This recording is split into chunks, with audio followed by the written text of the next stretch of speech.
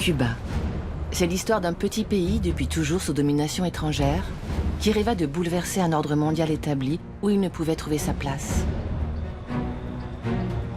C'est l'histoire d'un homme au pouvoir pendant près de 50 ans, Fidel Castro, qui jamais ne renonça à ce rêve. Fidel n'a qu'un seul défaut. Il ne sait pas faire les choses à moitié.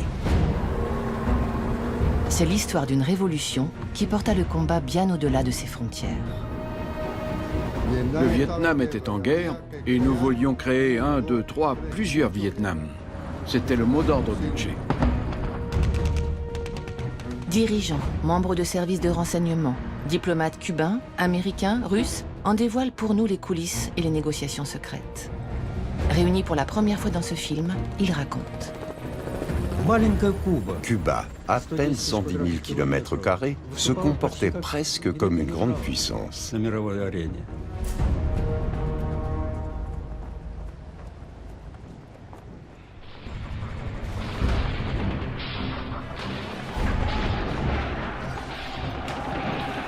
La Havane, 1er janvier 1959. Un dictateur s'enfuit. C'est le président Batista, tenancier du bordel qu'est devenu Cuba, sous le joug des États-Unis et de la mafia américaine.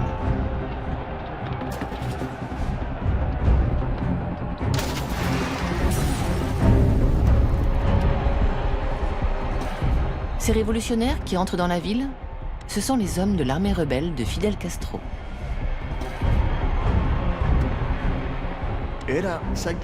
Nous avons vécu un moment complètement fou. En peu de temps, beaucoup de choses ont commencé à changer. Il y avait un vent de changement. La police n'était plus la police, c'était autre chose. L'armée n'était plus l'armée, c'était une autre armée. Pour nous, les Barboudos, ces maquisards barbus qui venaient de la montagne, ils étaient devenus nos modèles. Ils représentaient un nouveau type d'individu. La jeune révolution est sociale. Elle s'inscrit dans l'aspiration de l'Amérique latine à se libérer de toute domination étrangère. Pour le moment, Fidel Castro affirme que sa révolution n'est pas communiste. Soucieux de rassurer son puissant voisin, il se rend à Washington. I wanted to state very clear to the people of the United States that I came here with a sincere feeling of friendship. Mais Richard Nixon, le vice-président américain, se méfie de ce jeune barbu en tenue de guerriero. Il passe 2 heures à lui faire la leçon sur le péril communiste. La rencontre tourne au dialogue de sourds. Fidel Castro juge Nixon condescendant. Nixon, lui, estime que Castro est un danger pour les intérêts américains. Ce rendez-vous manqué attire l'attention des soviétiques, qui ne savent pas encore à quoi s'en tenir sur Cuba. Ils s'intéressent de près à la situation stratégique de l'île, quelques dizaines de kilomètres seulement au large des États-Unis. Le vice-premier ministre soviétique, Anastas Mikoyan, se rend à la Havane, où il est accueilli par Fidel Castro. Mikoyan a déclaré à plusieurs reprises que pour lui, Cuba, c'était en quelque sorte la réalisation de ses idéaux de jeunesse. Il disait que les rêves qu'il nourrissait pour l'URSS étaient en train de se réaliser à Cuba. Mikoyan et Castro signent leurs premiers accords commerciaux. C'est le début d'une relation de 30 ans, où l'Union soviétique va devenir le principal et encombrant soutien de Cuba. Les compagnies américaines, qui dominent l'économie cubaine, refusent de raffiner le pétrole importé d'Union soviétique. Fidel Castro décide de les nationaliser, ainsi que des usines sucrières. Réponse immédiate. Les États-Unis rompent leurs relations diplomatiques avec Cuba.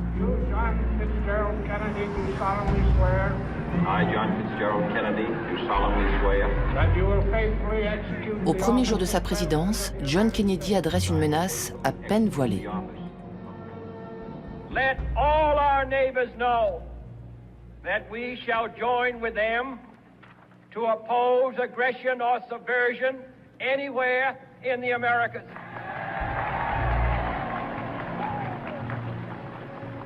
Yo a la hora de juzgar su política tengo que juzgar qué época vivió, qué doctrinas prevalecían, qué época, qué adaptación podía tener al hecho de una revolución que se declarara socialista a 90 millas de Estados Unidos. Y por su cuenta, que aquí ni los soviéticos de un centavo ni un fusil, yo no conocí un solo soviético. Les États-Unis cherchent en réalité à renverser Fidel Castro depuis plusieurs mois. La CIA recrute et entraîne secrètement des exilés cubains. Le 17 avril 1961, 1300 Cubains venus de Floride débarquent dans la baie des Cochons. Parmi eux se trouve un ancien compagnon de combat de Fidel Castro, maintenant passé à l'opposition. Cela a été évidemment un grand moment pour moi, parce que ça me permettait de retourner enfin dans ma patrie, ce qui est toujours émouvant quand on est un vrai nationaliste et un vrai patriote. Et puis, nous étions vraiment convaincus que nous allions gagner. Nous étions tous d'accord pour dire qu'on ne les laisserait pas passer. C'était notre décision. Nous étions prêts à tous les sacrifices pour les empêcher de passer. Fidel Castro dépêche des milliers de soldats dans la baie des Cochons pour contrer l'invasion.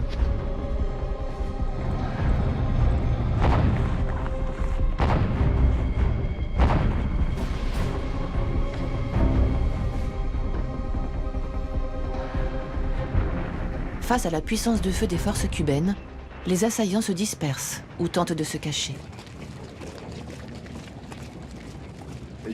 J'ai réussi à mettre la main sur un uniforme et je me suis fait passer pour un type de la milice. Sauf les bottes, parce que j'en ai pas trouvé. Alors j'ai gardé les miennes. Pendant que je dormais, j'ai senti quelqu'un me toucher. Ça m'a réveillé, j'ai dit « Salut camarade !» Mais ils m'ont tout de suite accusé d'être un envahisseur. Ils m'avaient repéré à cause de mes bottes, qui n'avaient pas du tout la même couleur. Napoléon Villaboa est fait prisonnier, comme plus de 1200 autres.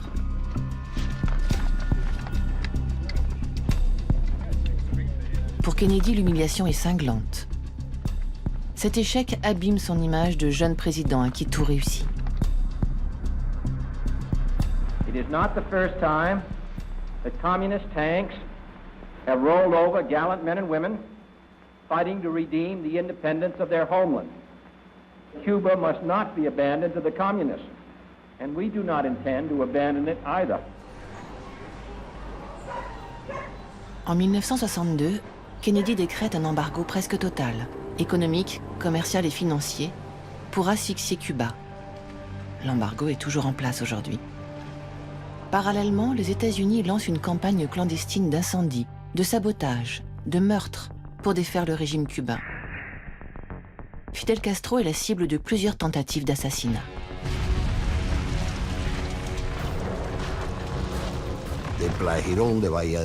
Après l'opération de la baie des Cochons, nous vivions plus ou moins dans un état de guerre permanent. À La Havane, un grand magasin a été incendié.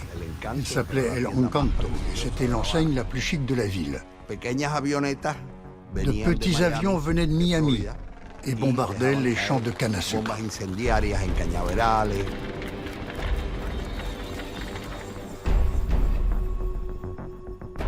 Des Cubains exilés aux États-Unis sont le fer de lance de ces opérations de déstabilisation. Par avion ou en bateau, les expéditions armées se succèdent, jour après jour.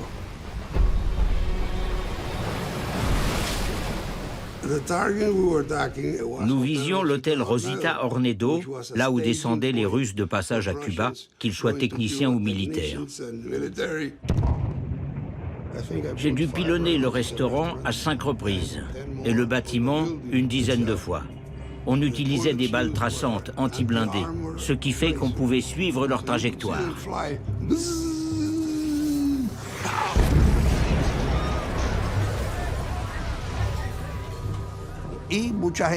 Beaucoup de gens ramenaient leurs fusils chez eux. Ils ne s'en séparaient jamais, que ce soit à la maison ou au travail. C'était vraiment une situation hors du commun.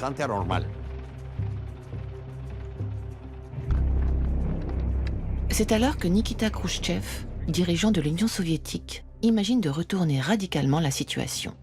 L'île est menacée par les Américains? Et si l'URSS y installait des missiles nucléaires? Cette initiative, qui met tout simplement en cause l'équilibre stratégique mondial entre Est et Ouest, est censée protéger Cuba. En fait, les Cubains n'ont pas eu vraiment leur mot à dire. Nous n'avions pas besoin de missiles pour nous défendre. Nous l'avions prouvé au moment de la baie des Cochons, en infligeant une défaite à l'agression américaine. Mais si l'installation de missiles à Cuba pouvait permettre de rééquilibrer les relations entre le camp socialiste, représenté par l'Union soviétique, et les États-Unis, nous étions prêts à les accepter sur notre territoire.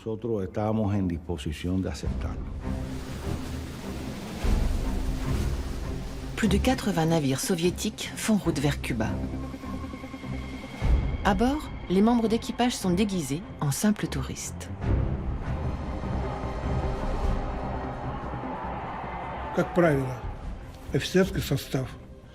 Les officiers portaient des chemises et des chapeaux de couleur claire. Les soldats et les sergents étaient en chemise à carreaux. Mais ensuite, on s'est rendu compte qu'on se trahissait car on révélait nos grades. Alors on a commencé à mélanger les vêtements. On voyait nos hommes arriver. Ils ne portaient pas d'uniforme.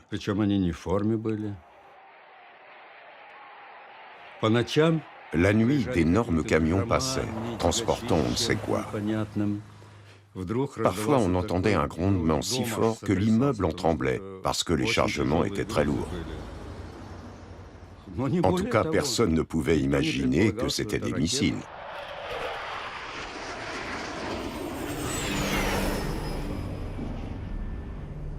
Les missiles soviétiques ne restent pas secrets bien longtemps. Des avions espions américains les photographient et les clichés sont présentés au président Kennedy.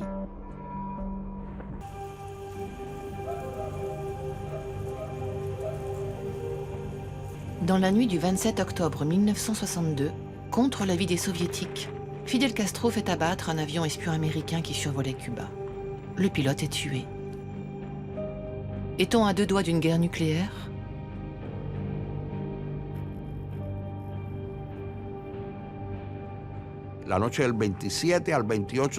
Dans la nuit du 27 au 28 octobre, nous étions épuisés. Nous avions creusé des tranchées toute la journée. Quand nous sommes allés nous coucher, quelqu'un m'a demandé « Carlos, toi qui as lu un manuel de l'armée américaine sur la guerre nucléaire, qu'est-ce qu'il va se passer ce soir en cas d'attaque ?» J'ai répondu « Eh bien, d'après ce que j'ai lu, il y aura une lumière aveuglante. Puis nous allons ressentir une immense chaleur avant de mourir. Dans ce cas, qu'on en finisse. Si le prix à payer, c'est la mort, qu'on en finisse. »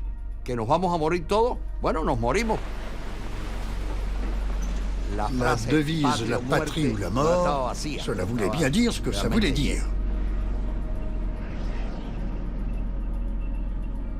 La tension diplomatique est extrême. Le 28 octobre, Khrouchtchev recule. Il annonce le retrait des missiles soviétiques. Pour Fidel Castro, c'est une véritable trahison et une humiliation. Il apprend la nouvelle, comme tout le monde, dans les médias. Cela a été très mal pris à Cuba. Nous n'acceptions pas cette décision. Elle nous laissait vraiment un goût amer et un fort sentiment de désillusion. Comme son ami fidèle, Che Guevara, l'un des commandants de la Révolution, estime l'attitude soviétique inconséquente. On voyait en lui le partisan d'un rapprochement plus grand avec Moscou, il commence à émettre des critiques. Peu de temps après la crise des missiles, j'ai vu Che Guevara. Il se sentait personnellement responsable de la façon dont les choses s'étaient déroulées. Quand il était allé à Moscou pour envisager le déploiement des missiles soviétiques à Cuba, Khrouchtchev lui avait affirmé que l'Union soviétique assurerait la sécurité de Cuba par tous les moyens. Il a été vraiment blessé. Et c'est sans doute à partir de ce moment-là que son rapport à l'Union soviétique a changé.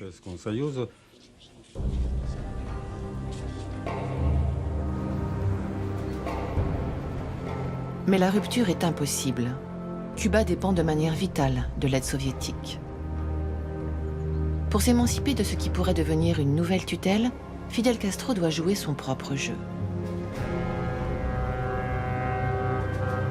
Il se présente comme l'allié le plus sûr des pays du tiers-monde dans le combat contre l'impérialisme et le colonialisme. Il soutient les Algériens en lutte pour arracher leur indépendance nationale. En janvier 1962, le diplomate algérien Lakhdar Brahimi rend visite à Fidel Castro. Brahimi attend toute la semaine le rendez-vous promis.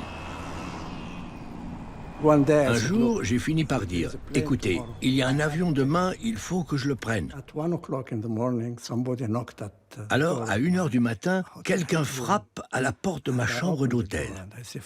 J'ouvre et je vois Fidel Castro en personne qui se tient là. J'ai voulu refermer la porte pour m'habiller. J'étais en pyjama. Mais il a dit « Non, non, non, non, attends. » Il est entré et nous avons parlé pendant presque 2 heures. Les Algériens sont alors engagés dans des négociations difficiles avec la France. Il a dit « Ne soyez pas trop rigide dans les négociations. Faire des concessions, c'est obligé. Et au fond, ils peuvent bien vous demander des concessions. Ça n'a pas beaucoup d'importance.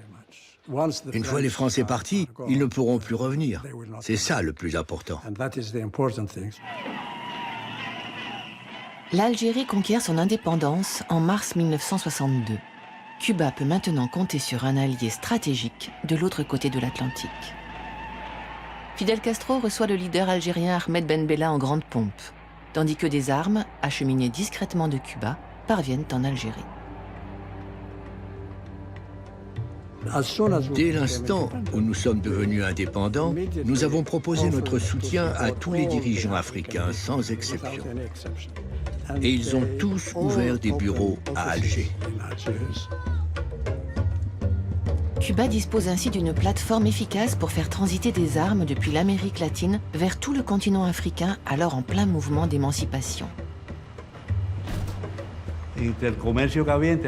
Dans les relations commerciales entre le Venezuela et l'Algérie, l'huile d'olive occupait une place importante.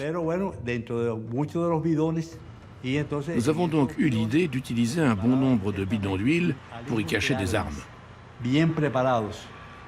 On les emballait soigneusement pour qu'elles ne bougent pas à l'intérieur pendant le chargement, le transport en bateau ou le débarquement. C'est comme ça que les armes étaient transportées de Cuba.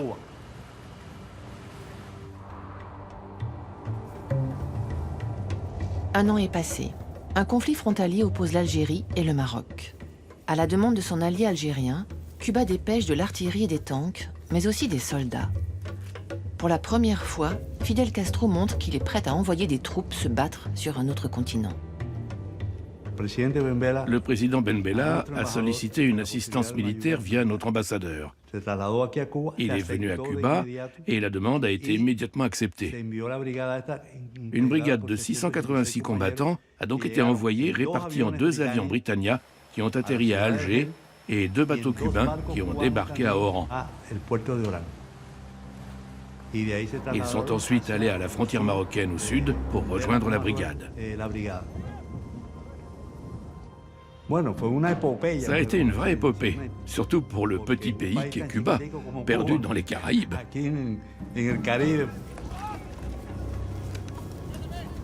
Si le conflit s'achève avant même que les soldats cubains n'aient eu le temps d'entrer dans la bataille, la révolution a tout de même réussi à montrer qu'elle était capable de projeter des troupes pour soutenir les peuples en lutte.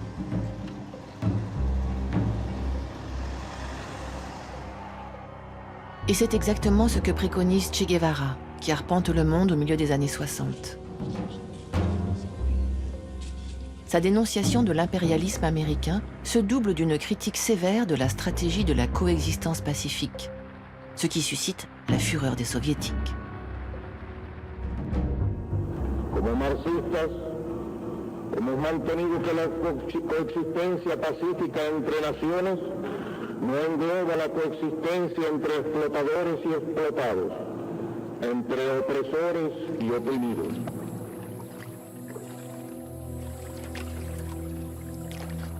C'est au Congo que les révolutionnaires cubains vont maintenant mettre en œuvre leur stratégie. Une guérilla rebelle s'oppose à l'ancienne puissance colonisatrice belge et son protégé, le général Mobutu. Fidel Castro saisit l'occasion, envoie Che Guevara et une petite troupe de guerrieros prêter main forte aux combattants africains.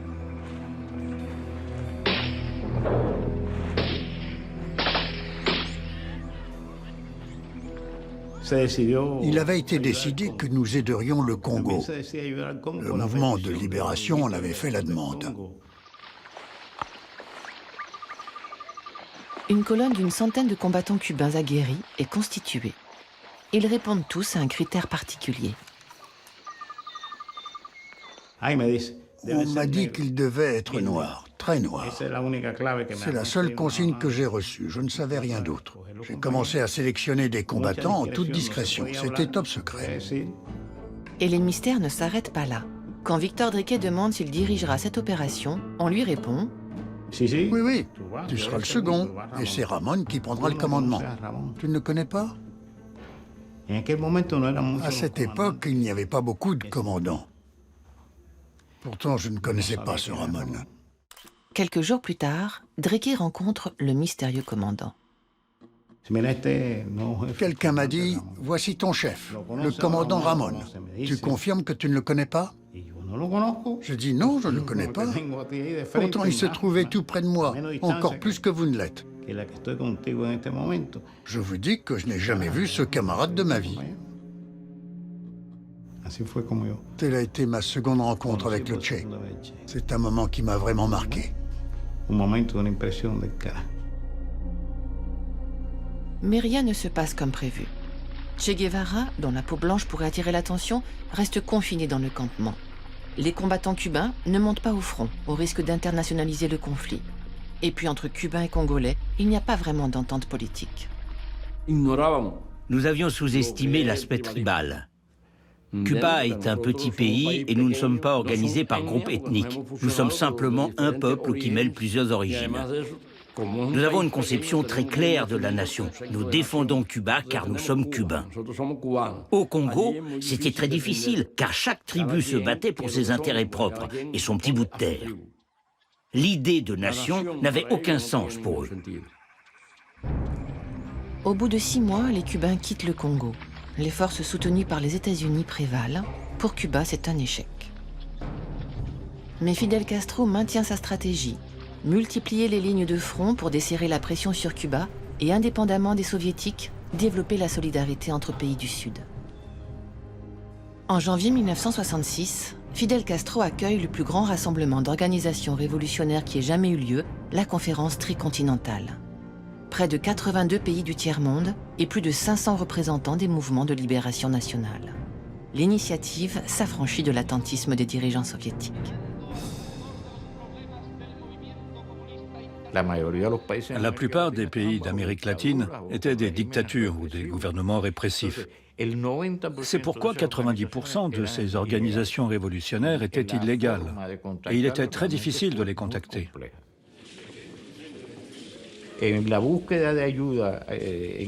Pour l'approvisionnement en armes, le ministère cubain des Forces armées avait créé un département spécialisé qui gérait le transport et la livraison au mouvement de libération nationale et qui formait autant d'hommes que nécessaire.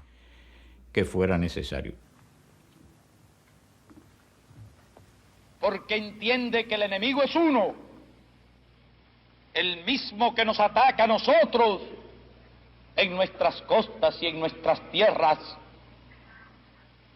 el mismo que ataca a los demás. Y por eso decimos y proclamamos que con combatientes cubanos podrá contar el movimiento revolucionario en cualquier rincón de la tierra.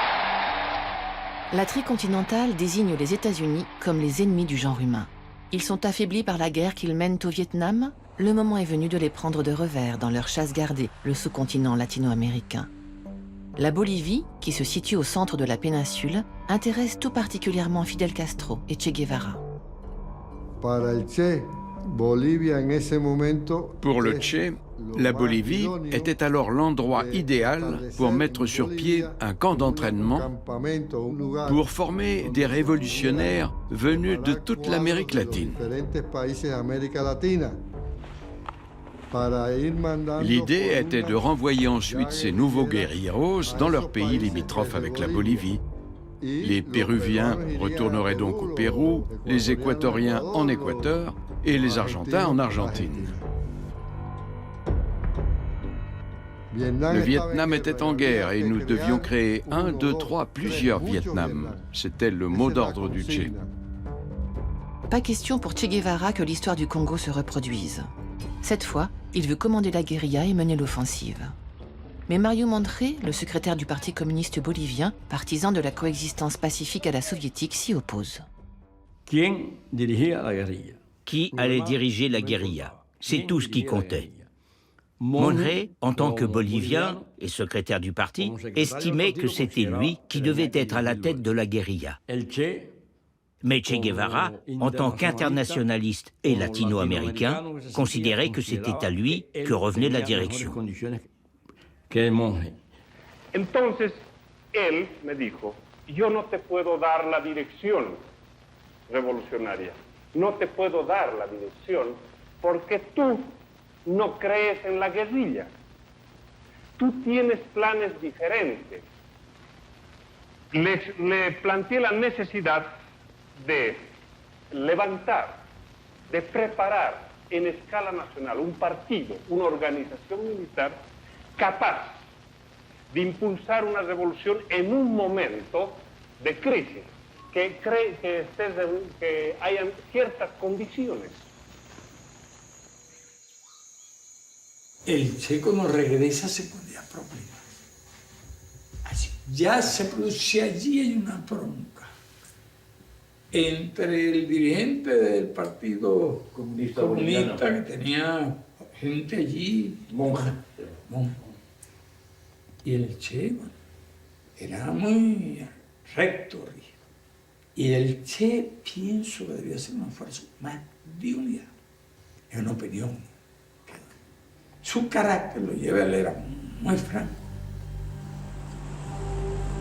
Le président du Conseil des ministres soviétique, Alexis Kosygin, se rend à La Havane en juin 1967. Il signifie à Fidel Castro son désaccord sur la stratégie cubaine de multiplication des lignes de front. Oleg Daroussankov était l'interprète de Kosygin lors de ce voyage diplomatique. Aux yeux de l'Union soviétique, l'action de Che Guevara en Bolivie était globalement considérée comme une erreur. Kosygin l'a dit ouvertement lors de sa visite à Cuba en 1967.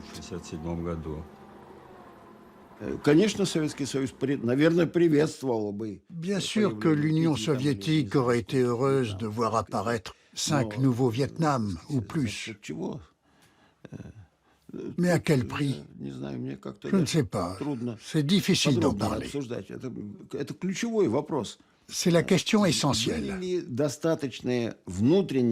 Est-ce que les conditions internes à un changement révolutionnaire dans tel ou tel pays étaient réunies? Si elles ne l'étaient pas, organiser une révolution semblait très problématique.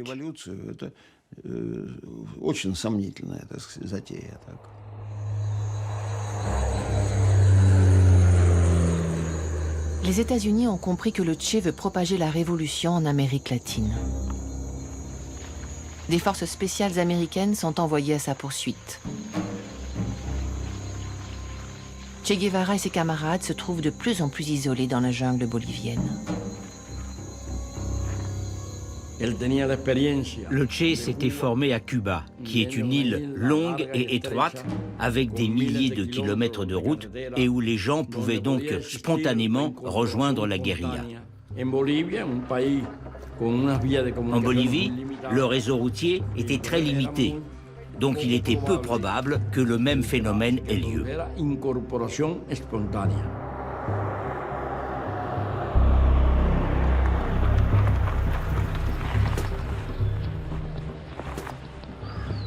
Traqués par la CIA et les forces boliviennes, les partisans de la guérilla sont arrêtés et torturés. Le Che est capturé en octobre 1967. Le lendemain de son arrestation, il est exécuté.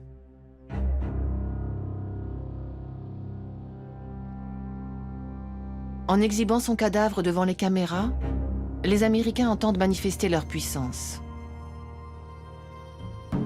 Ils réussissent surtout à faire du Che une icône, l'exemple du don de soi à la révolution, que voudront bientôt suivre d'autres combattants à travers le monde.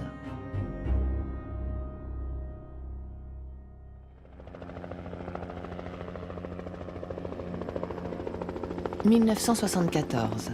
Les États-Unis retirent leurs troupes du Vietnam. Après cette grande défaite, Henry Kissinger, maître de la diplomatie américaine, aux côtés de Richard Nixon, adopte une nouvelle stratégie, réaliste, la détente avec les pays communistes. Et les pays d'Amérique latine vont dans le même sens. Il faut alléger le blocus de Cuba, disent-ils. Kissinger pense que le moment est venu de prendre langue avec Fidel Castro. Il voit une occasion se présenter lorsqu'il apprend que deux journalistes, Kirby Jones et Frank Mankiewicz, s'apprête à se rendre à La Havane pour réaliser un documentaire sur Castro. Frank Mankiewicz tombe sur le secrétaire d'État Kissinger à une soirée. Ils n'étaient pas amis au point de se retrouver autour d'un barbecue. C'était plus dans le style « Bonjour, monsieur le secrétaire d'État, bonjour Frank », ce genre de relation mondaine. Et quand Frank lui raconte qu'il part bientôt pour Cuba, Kissinger lui demande s'il peut remettre une lettre manuscrite non signée à Fidel Castro. Les Américains n'avaient pas eu le moindre contact avec les dirigeants cubains depuis la rupture des relations diplomatiques 13 ans plus tôt. Frank Mankiewicz et Kirby Jones ont pris avec eux une lettre non signée.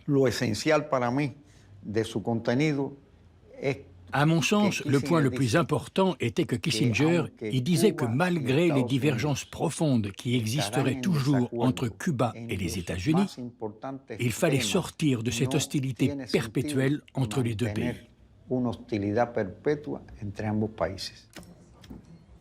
En attendant la réponse des Cubains, Kirby Jones et Frank Mankiewicz réalisent une interview de Fidel Castro. Nous lui avons demandé quel livre il lisait. Et il a répondu « Je viens de finir Les Dents de la Mer ». Nous lui avons demandé ce qu'il en avait pensé.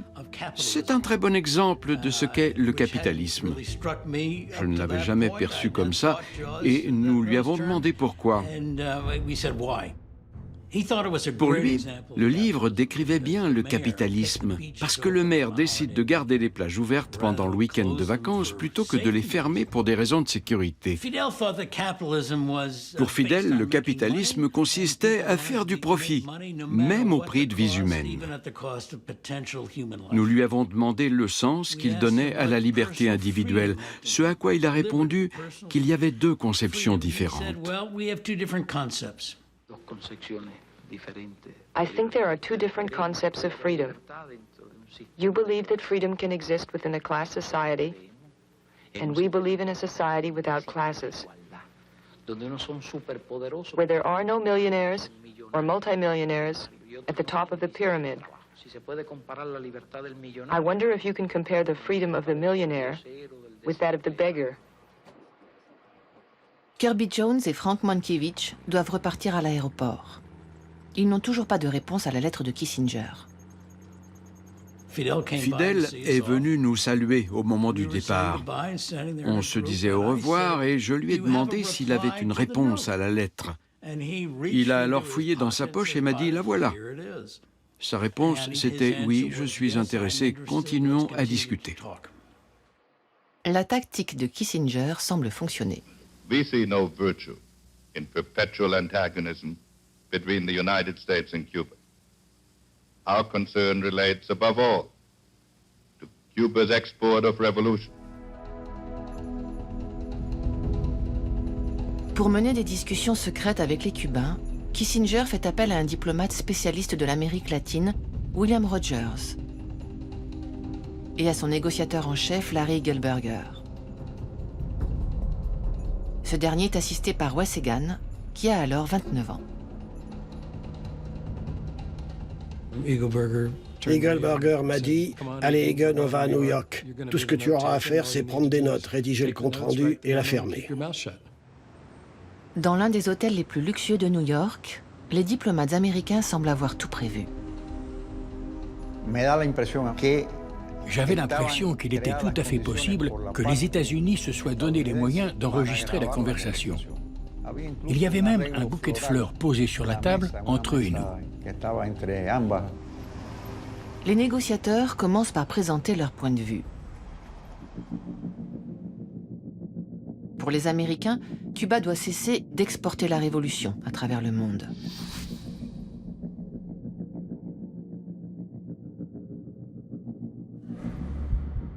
Pour les Cubains, les États-Unis doivent lever l'embargo qui asphyxie leur pays. Nous avons parlé de l'embargo, des activités terroristes, des questions migratoires et de regroupement familial. Nous avons échangé sur tous les points à l'ordre du jour. Mais la rencontre se trouve rapidement dans une impasse. Pour eux, tant que l'embargo était en vigueur, la négociation n'était pas possible. Des discussions, oui, mais la négociation, non. L'embargo a pour but d'en finir avec la révolution. Ce que nous voulions faire comprendre aux États-Unis, c'est que nous ne refusions pas de leur parler ou de les rencontrer, mais que cela ne pourrait pas être une relation normale tant que l'embargo ne serait pas levé.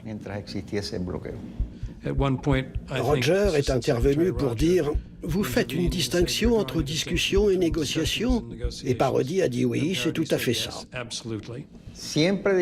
Nous avons toujours dit que s'asseoir à la table de négociation tout en faisant l'objet d'un blocus, cela revenait à négocier avec un couteau sous la gorge. Le dialogue entre les deux pays est ajourné. C'est peut-être une déception pour Kissinger, mais Fidel Castro, lui, n'attend pas grand-chose de ces rencontres. Il gagne du temps. Pendant que ses diplomates discutent, il prépare la plus grande opération de l'histoire de Cuba, intervenir à nouveau en Afrique. L'Angola, tout juste débarrassé de la tutelle coloniale portugaise, est menacé par les troupes du régime d'apartheid sud-africain qui sont déjà en Namibie. La défaite des États-Unis au Vietnam, la stagnation en URSS donnent à Cuba des marges de manœuvre.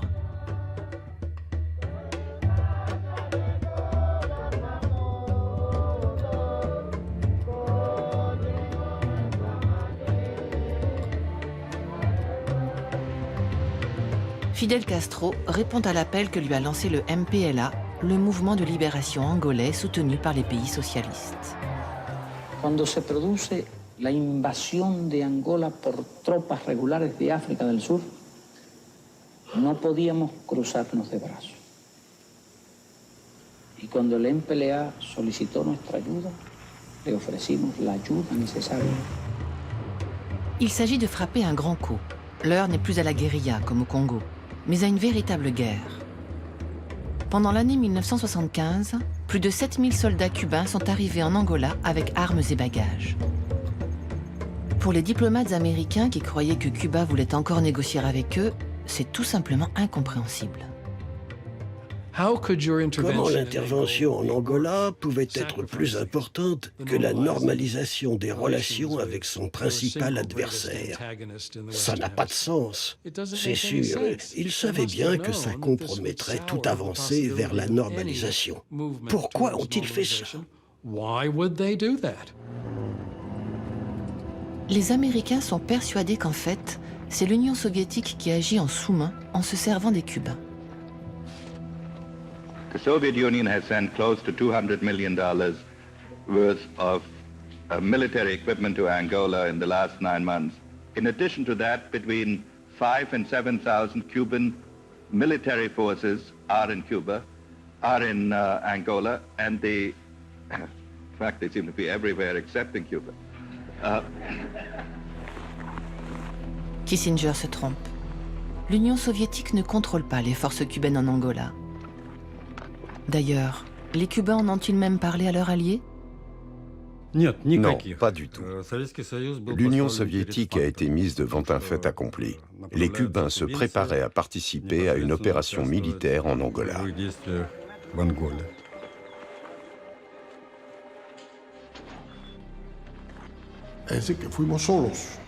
Nous avons pris part au conflit de notre propre initiative. Et c'est une fois sur place que nous avons informé les Soviétiques de nos intentions. Nous avons sollicité leur aide en leur demandant de s'occuper du transport des soldats de Cuba en Angola et d'Angola à Cuba.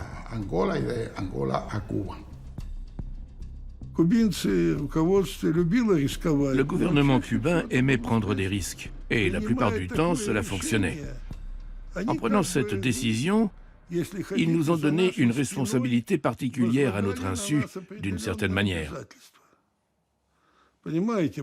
Une telle opération nécessitait un effort financier très important, car il fallait livrer des armes supplémentaires. Naturellement, cela a représenté un fardeau pour notre pays au niveau économique. Il ne faut pas l'oublier.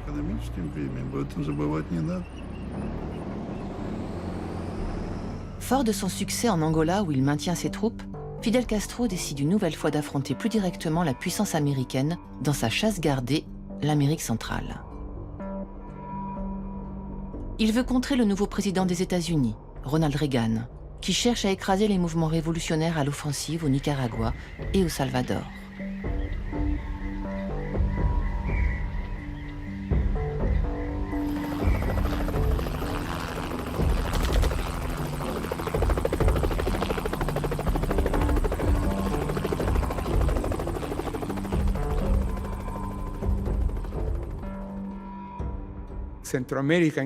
En Amérique centrale, à cette époque, les États-Unis ont fermé les yeux sur un véritable génocide au Guatemala, tout en gouvernant plus ou moins le Salvador. Dans la guerre à laquelle j'ai pris part, il n'y avait pas d'alternative. Soit nous devenions les alliés de Cuba afin d'obtenir des armes, soit on allait se faire tuer. Et je ne serai plus là pour en parler. Joaquín Villalobos se rend à La Havane pour rencontrer Fidel Castro. Je lui ai expliqué mon plan. Nous avions besoin de moteurs pour les bateaux nécessaires à nos opérations. Il nous fallait aussi des camions avec un système de double fond. Il m'a demandé combien tout cela allait coûter approximativement. Alors je lui ai chiffré les dépenses une à une. Il y en avait pour 900 000 et quelques dollars. Je m'attendais à ce qu'il me donne 1 million, puisqu'il nous fallait un peu plus de 900 000 dollars. Il m'a donné exactement la somme que j'avais demandée.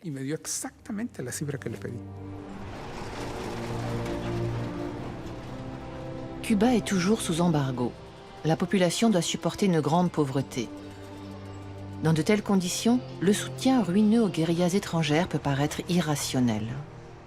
C'est pourtant le seul moyen, selon Fidel Castro, de desserrer l'étau imposé au pays. C'est pour cela aussi que Cuba continue de soutenir l'Angola. 10 ans après le début du conflit, le contingent cubain y compte 35 000 hommes, et ce chiffre augmente chaque semaine. Les États-Unis s'alarment. Ils veulent organiser des négociations entre l'Afrique du Sud et l'Angola pour trouver une issue. Ils avaient jusqu'alors systématiquement refusé la participation des Cubains aux négociations internationales. Cette fois, ils sont bien obligés de l'accepter. Les États-Unis souhaitaient avant tout que les troupes cubaines présentes en Angola se retirent. Il est tout à fait ridicule d'imaginer qu'une nation réclame le retrait des troupes d'un autre pays sans que celui-ci ne fasse partie du processus de négociation. Il nous a fallu du temps pour faire accepter aux États-Unis que Cuba participe aux négociations aux côtés de l'Angola. junto con Angola. La présence de La Havane à la table des négociations en 1988 est une première victoire pour la révolution. Cuba est enfin reconnu comme un interlocuteur à part entière sur la scène internationale, et notamment par l'ennemi de toujours.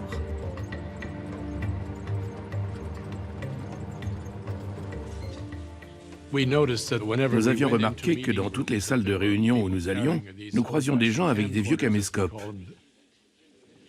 Il est clair que Castro était personnellement très intéressé par le déroulement des discussions et qu'il suivait tout ça de très près.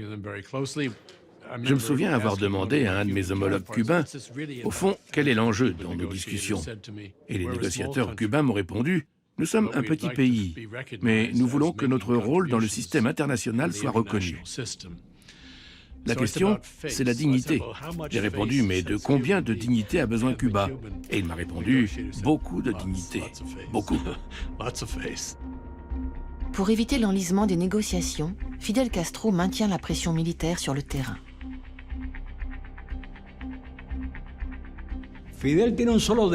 Fidel n'a qu'un seul défaut. Il ne sait pas faire les choses à moitié. Quand il s'investit dans une mission, il s'investit totalement et s'en occupe intégralement. C'est pourquoi il a dirigé les opérations militaires durant la guerre en Angola. Le dirigeant cubain, à qui rien ne doit échapper, a des yeux et des oreilles partout.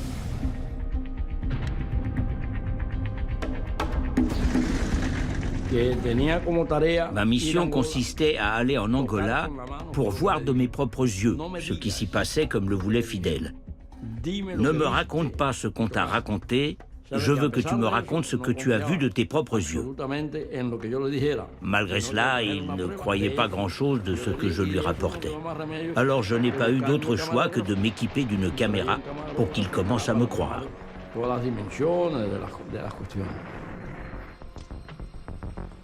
Il posait toujours de nombreuses questions. Que fait ce tank à cet endroit? Il faut dire qu'il se souvenait encore d'ordres qu'il avait donnés 3 ans plus tôt. Quel qu'en soit le prix, Fidel Castro déclenche un nouvel afflux massif de troupes cubaines. Il envoie 20 000 soldats supplémentaires. Les Cubains envoyaient de nouvelles unités en première ligne, des hauts gradés, des commandants de forces aériennes et de forces terrestres. Un total de 50 000 hommes à ce moment-là en Angola. En fait, pendant qu'ils parlent de paix, ils font la guerre. C'était une formule utilisée par mes collègues les plus sceptiques au département d'État. À Cuito Cuanavale, la plus grande bataille qui a eu lieu sur le continent africain depuis la Deuxième Guerre mondiale, les Cubains engagent toutes leurs forces et leur arsenal de pointe.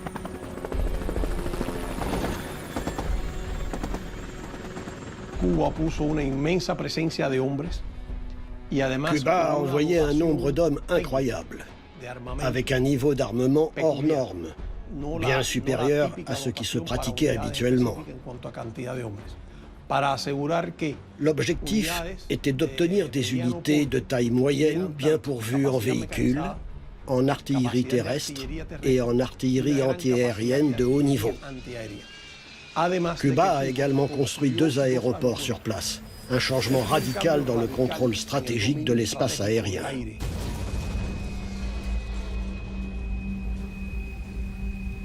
Devant l'offensive des troupes cubaines, l'armée sud-africaine perd pied. Décembre 1988.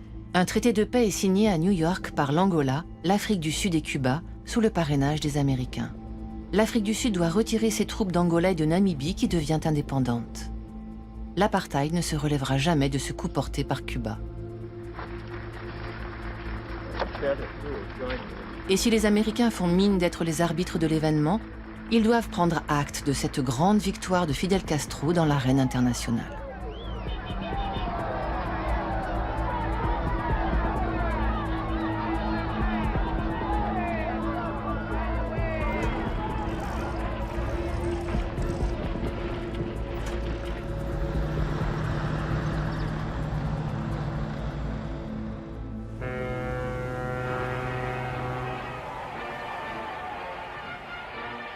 Nous ne sommes pas allés en Angola pour y exploiter les ressources et nous approprier leurs richesses, comme les États-Unis l'ont toujours fait historiquement partout dans le monde.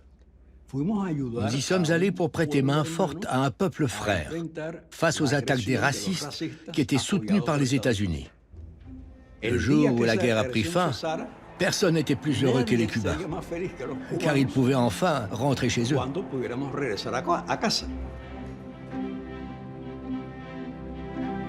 Au moment où les troupes cubaines quittent victorieuses l'Afrique australe, rien ne laisse présager le revers de l'histoire que Cuba va bientôt devoir affronter. Dans une Union soviétique épuisée par la course aux armements avec l'Amérique de Reagan, Mikhaïl Gorbatchev, le nouveau dirigeant, lance la perestroïka, la réforme du système socialiste et l'ouverture à l'Occident. Le soutien à Cuba devient dérangeant. Fidel Castro se méfie de ce nouveau dirigeant qu'il trouve docile face aux États-Unis. Mais lorsque les deux hommes se rencontrent à La Havane en avril 1989, ils font comme si de rien n'était. Ces désaccords n'apparaissaient pas au grand jour. On les camouflait. Tout semblait sans aspérité de part et d'autre.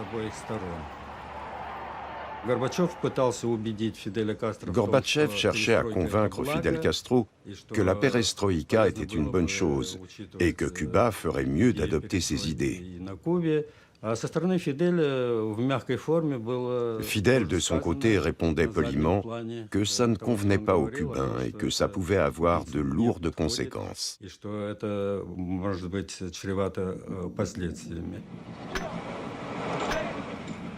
La chute du mur de Berlin annonce la fin de l'Empire soviétique. En position de force, les États-Unis poussent à des négociations pour en finir avec les conflits armés en Amérique centrale. Cuba risque de se retrouver isolé face à son puissant ennemi. Au Salvador, l'ancien dirigeant de la guérilla, Joaquín Villalobos, renonce à la lutte armée pour participer aux négociations de paix. Propuesta del Frente Farabundo Martí para la Liberación Nacional para lograr la democratización, el cese de hostilidades y la paz justa y duradera en El Salvador. Pour Fidel Castro, qui croit encore à la guerre révolutionnaire, c'est un reniement. Je voulais qu'il participe au processus de paix, car à partir du moment où ils avaient joué un rôle dans la guerre, la suite les concernait aussi. Mais non. D'ailleurs, une fois la guerre finie, je n'ai plus jamais revu Fidel. Il a décidé de soutenir le leader du Parti communiste. Il aimait seulement ceux qui font la guerre.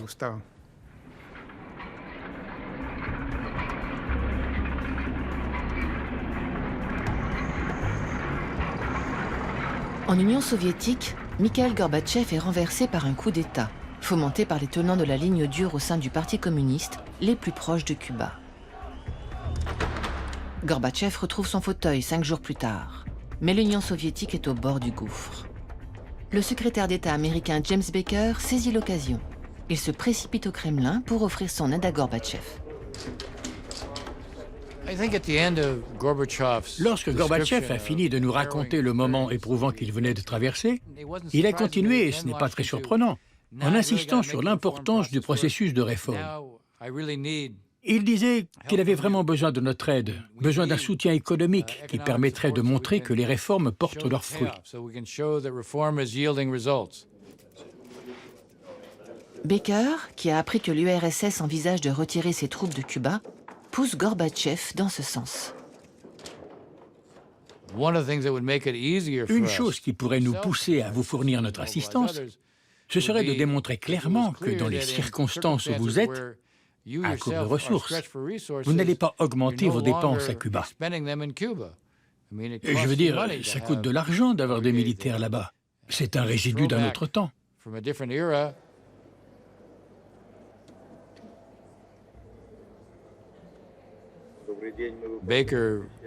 Pendant que nous marchions, Baker lui a dit presque en passant « J'espère que vous évoquerez votre décision sur Cuba pendant la conférence de presse. » Et il n'en a pas vraiment dit plus. And he really didn't say more than that. Мы имеем в виду в ближайшее время с руководством Кубы обсудить вопрос о выводе учебной бригады, которая там дислоцировалась и решала свои задачи в рамках своей роли.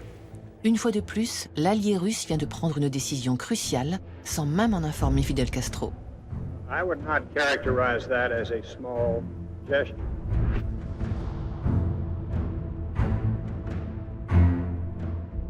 Fin 1991, la révolution cubaine est plus fragile que jamais.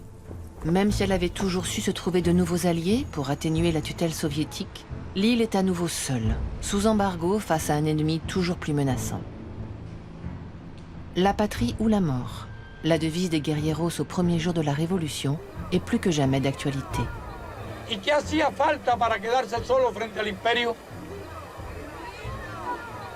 Había falta unidad, pero hacía falta valor, hacía falta patriotismo, habría falta espíritu revolucionario, un pueblo débil, un pueblo blandengue, un pueblo cobarde, se rinde y vuelve a la esclavitud.